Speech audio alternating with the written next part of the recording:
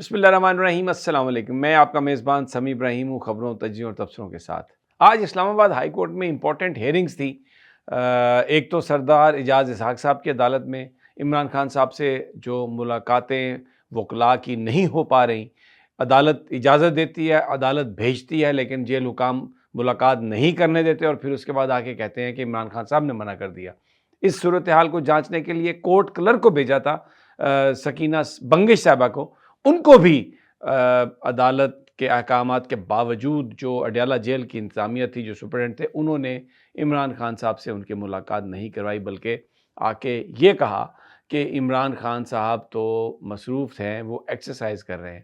اور نیاز اللہ نیازی صاحب جو عمران خان صاحب کے ترجمان بھی ہیں، انہوں نے کہا کہ جب یہ بات ہم نے اپنی ملاقات میں خان صاحب کو بتائی تو وہ بے اختیار کہکا لگایا، انہوں نے ہنس پڑے کہ میں کون سی ایکسرسائز کر رہا تھا، مجھے تو بتایا تک نہیں گیا کہ کوئی کورٹ کا کلرک کوئی یا کورٹ نے کوئی کمیشن بھیجا ہے مجھ سے کسی بات کو جاننے کے لیے۔ تو ایک پیور ٹوٹل جھوٹ تھا۔ پھر اس کے بعد مقدمہ جو ہے وہ ایک لارجر بینچ میں بھیج دیا گیا تھا۔ تو آج کاز لسٹ میں نہیں تھا، لیکن جج صاحب نے اس کو ٹیک اپ کیا اور انہوں نے یہ کہا کہ آج جو میرا مقدمہ ہے، جو میں بات یہاں پر کر رہا ہوں، وہ جو میری عدالت سے لارجر بینچ میں جو مقدمہ گیا ہے، صرف اس کے قانونی جو پہلو ہیں ان پر ہم بات کریں گے۔ اور انہوں نے کہا، اٹارنی جنرل صاحب نے آ کے یہ بات کرنے کی کوشش کی کہ جی یہ تو کیوس پیدا ہوا صرف اس بات پر کہ مشال یوسفزئی نے کہا کہ وہ وکیل ہیں، جبکہ عمران خان صاحب نے کہا وہ وکیل نہیں ہیں۔ تو ایک پوری تمہید باندھ کر جب انہوں نے گفتگو کی شروع، تو ان کو جج صاحب نے کہا کہ آج یہ بات نہیں ہے، اور یہ بات جب اگر وہ مقدمہ میرے سامنے آئے گا تو پھر میں اس پر بات کروں گا۔ تو آج جو معاملہ تھا کنٹیمپٹ کا، اس کی بھی جو حیثیت ہے یا جو شیپ ہے وہ ایک فلسافیکل ہو گئی ہے۔ انصاف عدالتیں نہیں دے سکتی، آج واضح ہو گیا۔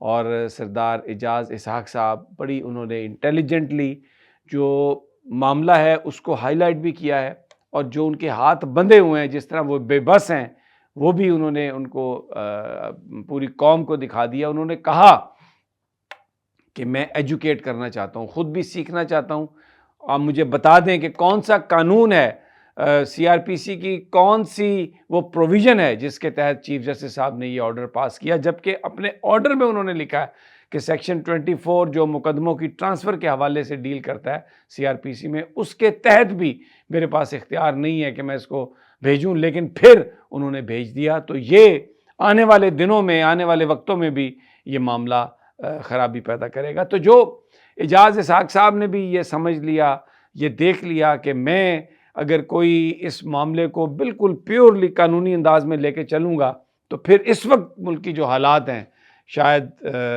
وہ اس کو آگے نہیں چلا سکتے۔ تو انہوں نے اس کو ایک فلسافیکل سی گفتگو بنا دیا، لیکن وہ جو کورٹ کلرک ہیں، رخسانہ وہ سکینہ بنگش صاحبہ شاید ان کا نام ہے، وہ مسکرا رہی تھی، بیٹھی ہوئی تھی بڑی خاموشی سے۔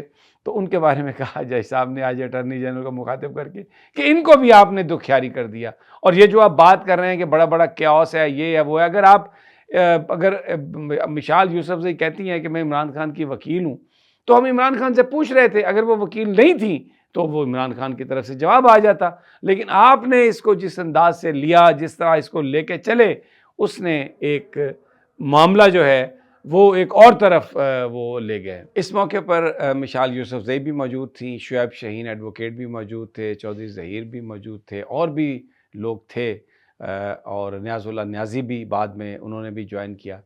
تو جب مشال یوسفزئی نے بات کرنے کی کوشش کی تو جج صاحب نے کہا کہ آج آپ کا معاملہ نہیں ہے، اگر میرے سامنے وہ دوبارہ آیا تو میں اس معاملے کو دیکھوں گا، ابھی ادھر آپ رہنے دیں۔ تو جو میں نے جو پہلے عرض کیا کہ ایک بے بسی نظر آئی آج، اور بالکل بھی اب عدالتوں سے انصاف، آج تو بالکل ہی یقین پکا ہو گیا کہ عدالتوں سے انصاف نہیں مل سکتا۔ اسی دوران جب اعجاز اسحاق صاحب یہ ساری کارروائی کر رہے تھے اپنی عدالت میں، اور کھچا کھچ بھرا ہوا تھا کمرہ عدالت، تو جو لارجر بینچ ہے وہ 11 بجے بیٹھ گیا۔ عمومی طور پر اسلام آباد ہائی کورٹ میں ٹریڈیشن یہ ہے کہ لارجر بینچز جو ہیں وہ 1-2 بجے کے بعد بیٹھتے ہیں۔ تو لارجر بینچ بیٹھا اور سپرنٹنڈنٹ جیل وہاں پر گئے، انہوں نے یہی کہا جب بینچ کے استفسار پر کہ جی ہم تو بالکل ملاقاتیں کروا رہے ہیں. اچھا، اب اس میں انہوں نے ہماری بھی ساری پٹیشنیں ڈال دی ہیں، میری پٹیشن بھی ہیں اس میں، کیونکہ میں ایک ایز اے جرنلسٹ اس ٹرائل کو کور کرنا چاہتا ہوں. ہائی کورٹ کا آرڈر ہے میرے پاس، لیکن جیل حکام اس کی کمپلائنس نہیں کر رہے. تو وہ درخواست بھی لگی ہوئی ہے. اب منڈے کو، آئندہ منڈے کو وہ درخواست کی سماعت ہوگی. ہمارا مدعا بھی یہ ہے کہ اگر ٹرائل فری، فیئر اور انڈیپینڈنٹ ہے تو جرنلسٹوں کو جانے کی اجازت ہو. کورٹ نے اس بات کو تسلیم بھی کیا، رپورٹرز کو بھی جانے کی اجازت ہے. اور جو یوٹیوبرز ہیں، اب میں یوٹیوبر اس لیے ہوں کہ مجھے سرکار کسی چینل میں نوکری کی اجازت نہیں دیتی. اگر کوئی چینل مجھے ہائر کرتا ہے تو سرکار کہتی ہے خلاص چینل بند کر دیں گے، چینل پہ پرابلم آ جائیں گی، تو کوئی ہمیں ہائر نہیں کرتا. تو پھر یوٹیوب پر، سوشل میڈیا پر جب آتے ہیں تو ہمیں کہا جاتا ہے کہ یہ تو یوٹیوبر ہے. 30 سال اس پروفیشن میں گزارنے کے بعد میں جو جرنلسٹ کارڈ ہے مجھے پی آئی ڈی وہ ایشو نہیں کرتی. وہ کہتی ہے کہ ادھر سے کلیئرنس لے کے آئے، اور ادھر سے کلیئرنس نہیں ملتی. تو وہ ہمیں جرنلسٹی تسلیم. میں نہیں جا سکتا، پارلیمنٹ ہاؤس بھی نہیں جا سکتا، کہیں نہیں جا سکتا، لیکن میں جرنلسٹ ہوں، یعنی بونافائیڈ جرنلسٹ ہوں. لیکن اس وقت صورتحال اس طرح سے تنگ کی گئی. اب منڈے کو اس کا فیصلہ ہوگا، کیونکہ آج کوئی اس حوالے سے، کیونکہ کسی کو پتہ ہی نہیں چلا. جب اعجاز اسحاق صاحب کی عدالت سے معاملہ ختم ہوا، ادھر گئے تو پتہ چلا کہ وہ تو سماعت ادھر ہو چکی ہے. بہرحال اٹارنی جنرل صاحب نے بھی، ایڈوکیٹ جنرل صاحب نے بھی یہ کہا کہ میں یہاں پر پیسے کے لیے یہ نوکری نہیں کر رہا، اور میں، آپ کو پتہ ہے کہ میں بالکل ایک لاء سے کمیٹڈ آدمی ہوں.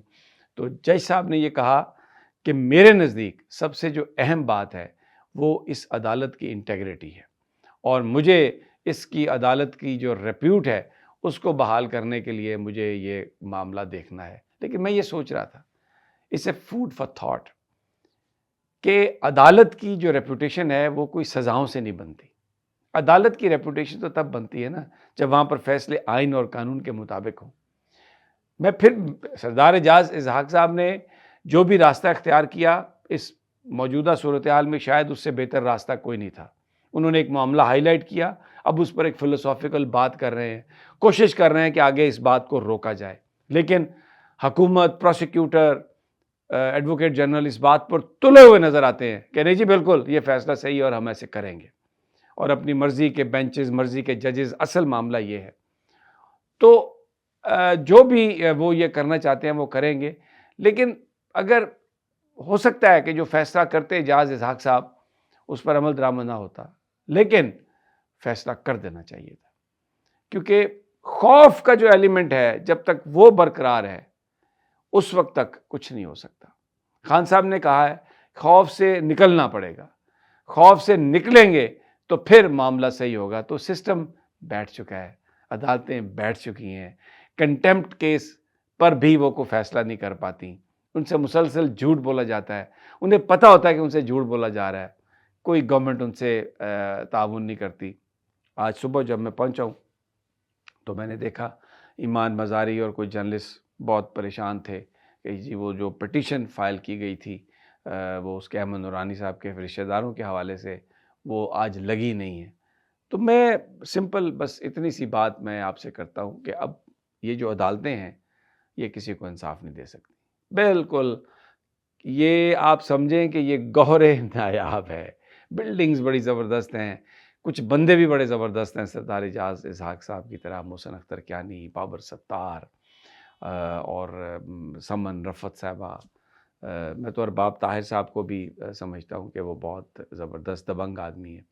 یہ جو آنے والے جج ہیں یہ بھی اپنے کنڈکٹ سے یہ ثابت کر سکتے تھے، لیکن ابھی تک تو جو ہوا ہے وہ مایوس کن ہے. آپ یقین کریں، بہت ہی مایوسی. بہرحال اگلی ویڈیو تک اجازت، اللہ نگہبان.